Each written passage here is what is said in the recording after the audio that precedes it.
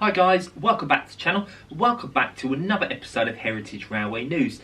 This is your weekly series for anything in regards to restoration projects, mainline movements, steam galas and so much more. Coming up this week, Sir Nigel Gresleys' oldest locomotive moves to the North Norfolk Railway to complete overhaul.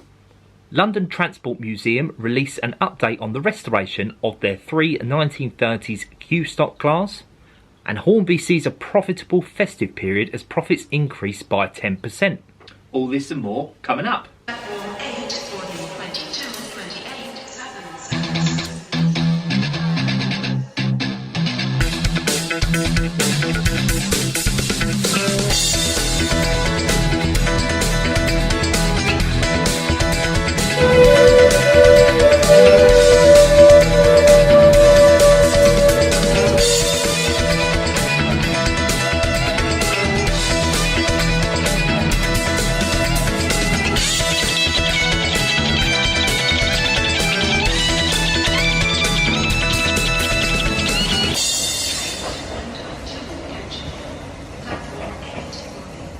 So the Gresleys Society have announced that following its agreement reached in September, Class N2 number 1744 has moved to the North Norfolk Railway to complete its overhaul.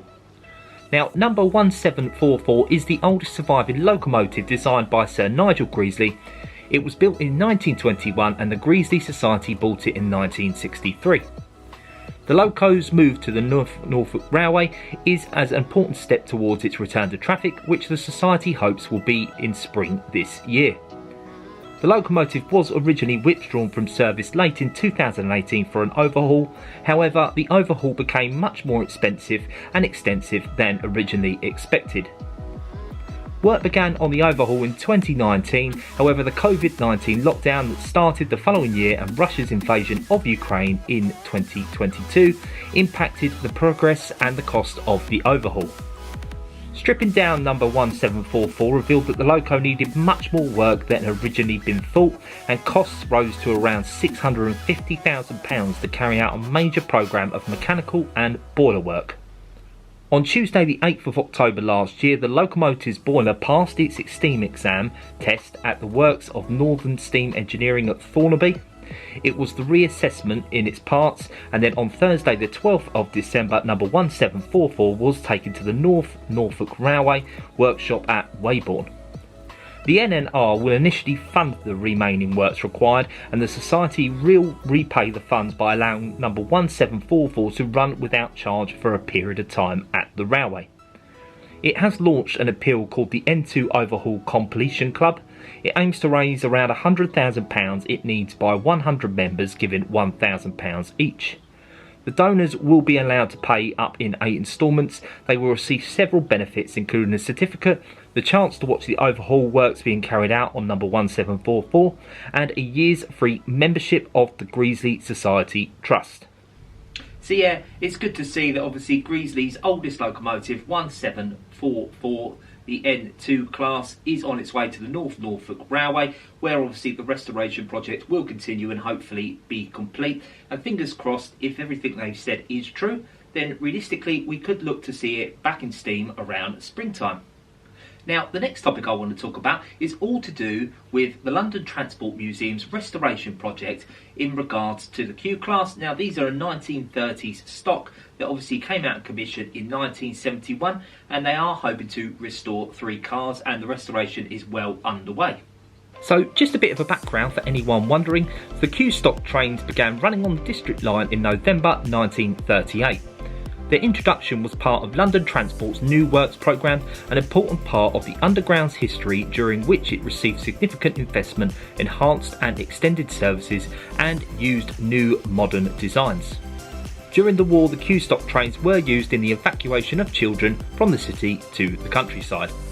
London Underground withdrew the Q-stock trains from service in 1971.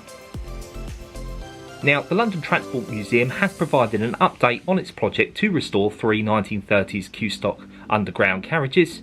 Volunteers, the museum's curatorial staff and a small research team are working together on the project at the museum's depot in Acton, West London. Their aim is to get the cars in operational condition. So far, the team has been working on an overhaul door mechanisms and updating electrical and lighting systems to bring them up to modern safety standards. Visitors have been able to observe the progress of the works at the museum's events. The next step is to carry out works on the underside and on the wheels and bogies. For this, the carriage have to travel to Chesterfield in Derbyshire, where Rampant Engineering will carry out the work. Rampant specialises in refurbishing and enhancing Heritage Railway rolling stock vehicles. Rampart Engineering's workers will install electrical conduit and cables. They will also fit a motor alternator, install traction motors and overhaul the brake and air systems. They will then carry out tests to establish that the cars are safe. The three cars being restored are 08063, formerly N-Stock, built in 1936 by Betro Camel in Birmingham, and two cars 4416 and 4417, both built in 1939 by Gloucestershire Railway Carriage and Wagon Company. Car 4417 travelled to Rampart Engineering in November last year. Subject to confirmation, car 4416 will follow early this year and car 08063 in early summer. Once Rampart has completed its works, the cars will travel by road to a TfL train depot for further testing. The restoration project has received funding through former transport workers, leaving a legacy donation to the museum in their wills. Donors include the late Bob Greenaway, a former underground mechanical engineer, president of the London Underground Railway Society and editor of Underground News. The project also receives support from London Transport Museums, friends and volunteers. So yeah, it's good to get a bit of an update in regards to the 3 unit cars for the Q class. Like I say, they are hoping to get them back into operational condition. So fingers crossed very, very soon.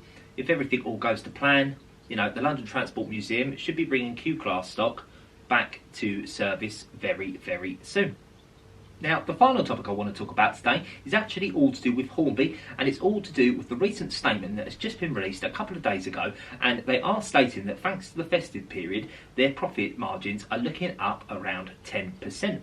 So Hornby have enjoyed bumper trading in the final 3 months of last year, marking a turnaround for the Kent-based company, which has struggled since a hobby boom during the COVID pandemic.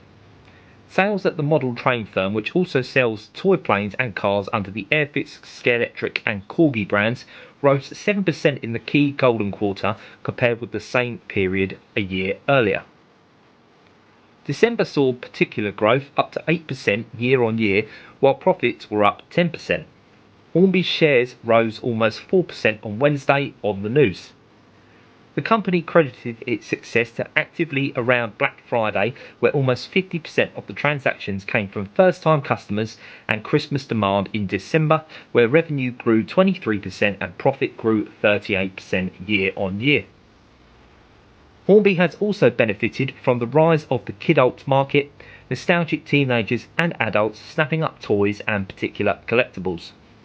Research from the consumer behaviour advisors Circana indicates this accounts for almost a third of the UK toy sales and continues to grow. Obviously, the positive results follow a turbulent few years for the Margate-based firm. It enjoyed a jump in sales during COVID lockdowns from shoppers staying at home and shopping online, but 2023 that had soured.